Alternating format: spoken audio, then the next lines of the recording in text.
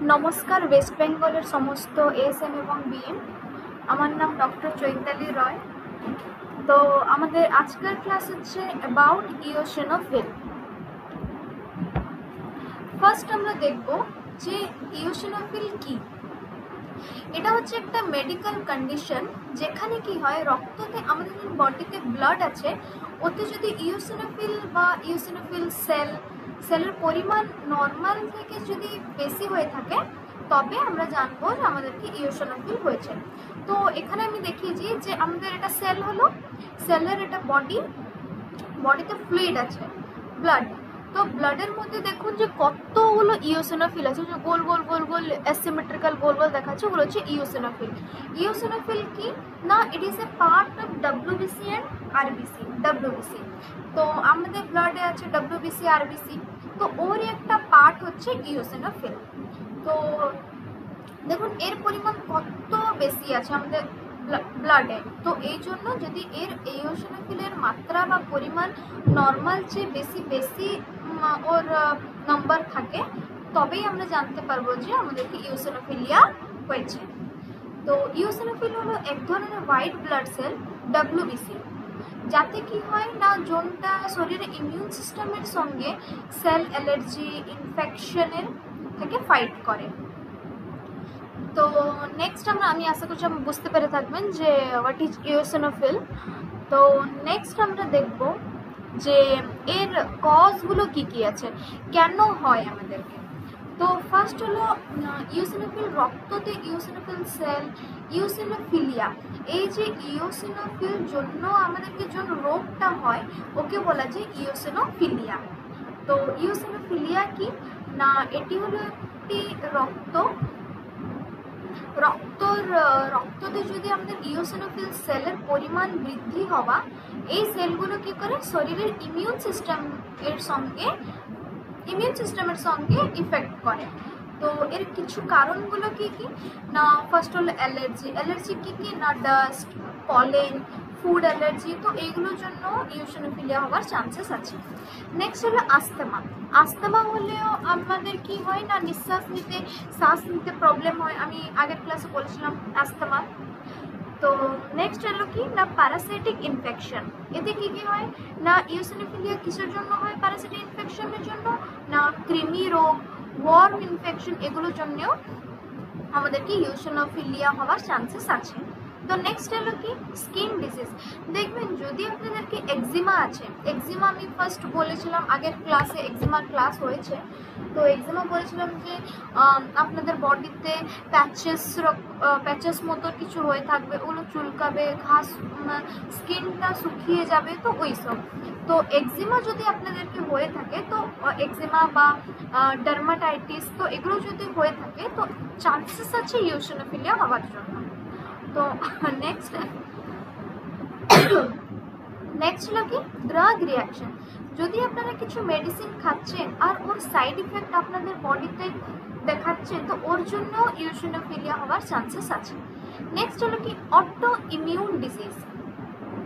এটা কি করে না, এটা রিউমাটয়েড আর্থ্রাইটিস করায়, তো যার জন্য নেক্সট যদি ওটা বেড়ে থাকে তো নেক্সট আপনাদেরকে ইওসিনোফিলিয়া হওয়ার চান্সেস আছে। নেক্সট হলো কি সাডেন ক্যান্সার। যদি আপনাদেরকে সাডেন ক্যান্সার আছে, যেমন কি ব্লাড ক্যান্সার, লিম্ফোমা মানে লিম্ফতে যদি ক্যান্সারটা হয়ে থাকে, তো ওটাও কজ করতে পারে আপনাদেরকে ইওসিনোফিলিয়া।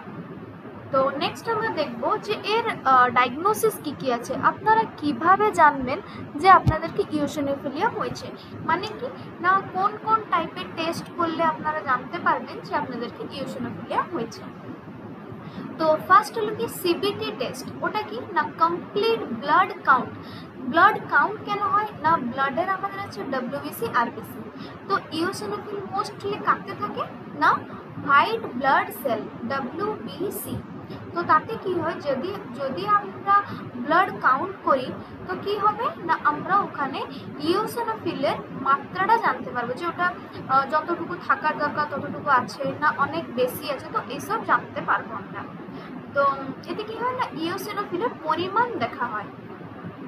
নেক্সট হলো কি স্টুল টেস্ট কেন করতে হবে তো স্টুল মানে কি না ফিকল ম্যাটার, ওতে কি হয় না ক্রিমি আছে কিনা দেখার জন্য। আমি বলেছি ওর কজের একটা রিজন হচ্ছে ক্রিমি। তো নেক্সট হলো কি অ্যালার্জি টেস্ট। অ্যালার্জি কি হয় না, যদি আপনারা অ্যালার্জি টেস্ট করবেন দিলে আপনারা জানতে পারবেন যে কোনটা বারণ আপনাদেরকে, কোনটা খেলে আপনাদেরকে অ্যালার্জি হচ্ছে, তো ওটাকেই আপনারা অ্যাভয়েড করবেন। দেন নেক্সট হলো কি চেস্ট এক্সরে। এতে কি হয়, চেস্ট এক্সরেতে কি হয় না অ্যাস্তমা আর লাং ইনফেকশন আছে কিনা দেখা হয়। যদি আপনাদের লাংস ঠিকভাবে কাজ করছে, ঠিক আছে, তবে আপনাদেরকে ইওসিনোফিলিয়া হওয়ার চান্সেস অনেক কম আছে। কিন্তু যদি আপনাদেরকে অ্যাস্তমা আছে, লাং ইনফেকশন আছে, ডাস্ট অ্যালার্জি আছে, তো এই জন্য আপনাদেরকে ইওসিনোফিলিয়া হওয়ার চান্সেস অনেক আছে। তো নেক্সট আমরা দেখবো বোন ম্যারো টেস্ট। এতে কি হয়, কিছু সময় গম্ভীর কারণ থাকলে এই টেস্ট করা হয়। যদি ইওসিনোফিলিয়ার ইফেক্টটা অনেক জোর থাকবে, ওটা অনেক ক্রিটিক্যাল কন্ডিশনে হয়ে যাবে, তো তখনই আপনাদেরকে বোন ম্যারো টেস্ট করা হয়। তো এগুলো থাকলো ওর ডায়াগনোসিস, কোন কোন টেস্ট করে, কিভাবে টেস্ট হয়, কি কি কোন জিনিস নিড হয় এই টেস্টগুলোর জন্য, এটাই। তো নেক্সট আমরা দেখবো যে এর ট্রিটমেন্ট কি। যদি আপনাদেরকে ইওসিনোফিলিয়া হয়েছে তো এর ট্রিটমেন্টটা কি। তো ফার্স্ট আমাদের ট্রিটমেন্ট আসলে প্রাইমারি কজ ট্রিটমেন্ট, মানে কি না যোন কারণে ইওসিনোফিলিয়া হচ্ছে সেটা থেকে ট্রিটমেন্ট শুরু করতে হয়। তো প্রাইমারি কি, প্রথম কজ মানে যার কারণে হচ্ছে। তো আপনারা দেখবেন যে আপনাদেরকে অ্যালার্জির জন্য হচ্ছে, কি কৃমি হয়েছে পেটে ওই জন্য হচ্ছে, না ব্লাডের কোনো ইনফেকশন কি ব্লাড ইমপিওর হয়ে গেছে তো ওই জন্য হচ্ছে। তো ফার্স্ট ওগুলোকে আপনারা এনকাউন্টার করবেন। তো ওগুলোকে এনকাউন্টার করলে কি হবে না, ওগুলোকে ফার্স্ট আপনারা ধরবেন, জানবেন, তো ওই দিয়েই ওখান থেকেই আপনারা স্টার্ট করবেন আপনাদের ট্রিটমেন্ট। তো নেক্সট হলো কি অ্যালার্জি কন্ট্রোল। এতে কি হয় না অ্যান্টিহিস্টামিন বা স্টেরয়েড দেওয়া হয়। তো যার ফলে কি হয় আপনাদেরকে অ্যালার্জিটা কন্ট্রোলে থাকবে, দিলে কি ইওসিনোফিলিয়া হওয়ার চান্সেস কম হবে। নেক্সট হলো কি প্যারাসাইটিক ইনফেকশন।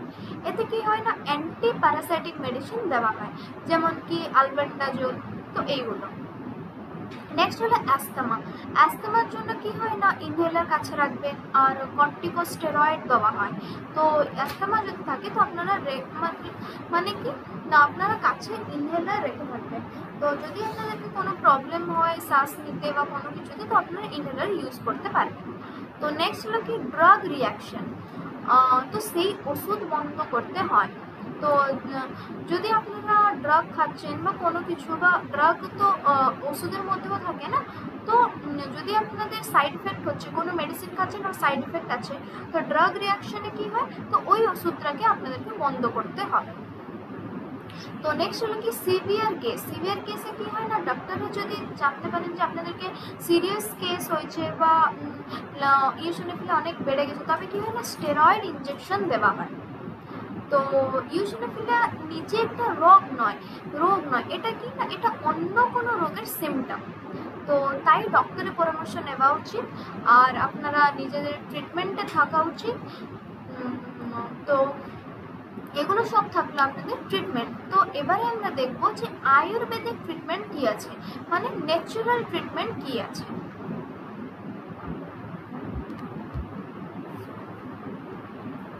আয়ুর্বেদিক ট্রিটমেন্ট কি থাকলো না ফার্স্ট হলো কি আপনাদেরকে হার্বাল ট্রিটমেন্ট কি কি আছে,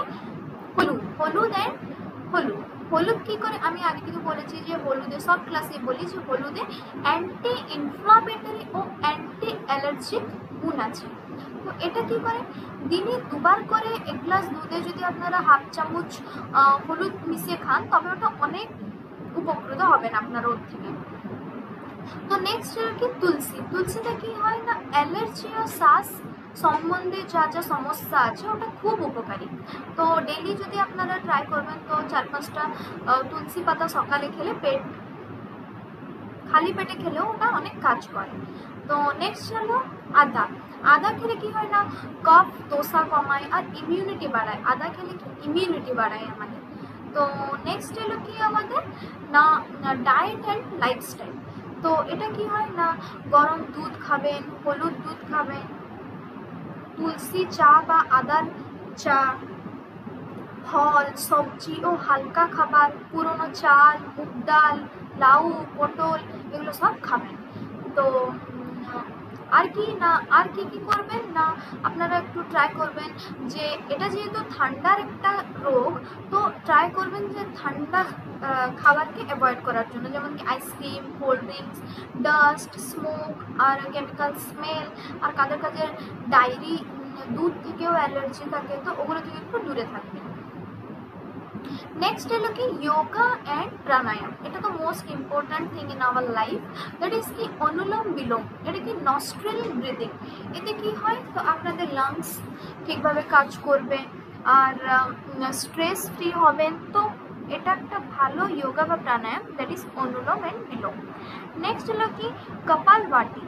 এতে কি হয় না, এই প্রাণায়ামগুলো শরীরের রোগ ও অ্যালার্জির জন্য খুব উপকারী।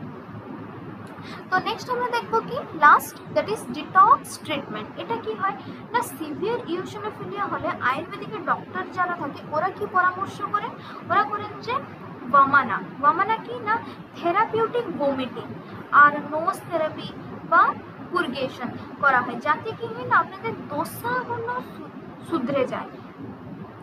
দোসাগুলো হচ্ছে আমি বলেছিলাম কফ, বাত অ্যান্ড পিত্ত, তো ওই জন্য আমরা এখানে পড়লাম যে দোসার জন্য হয় আমাদের ইওসিনোফিলিয়া। তো ডিটক্স ট্রিটমেন্টে কি হয় না, আমাদের ফার্স্ট ট্রিটমেন্ট স্টার্ট হয় দোসা থেকে। তো ওটা যদি ঠিক থাকে তো আমাদের ইওসিনোফিলিয়া হওয়ার চান্সেস অনেক কম আছে। তো এগুলো সব থাকলো আপনাদেরকে আয়ুর্বেদিক ট্রিটমেন্ট, যা কি থাকলো হার্বাল ট্রিটমেন্ট, ডায়েট আর lifestyle, yoga and pranayama and detox treatment. তো আশা করছি আপনাদেরকে ভালো লেগে থাকবে, আপনারা বুঝতে পেরে থাকবেন ঠিকভাবে। তো আমাদের ক্লাস আজকে ছিল eosinophilia, cause of eosinophilia, diagnosis of eosinophilia, treatment and last, that is Ayurvedic treatment related to eosinophilia. আজকের জন্য এটুকু। Thank you.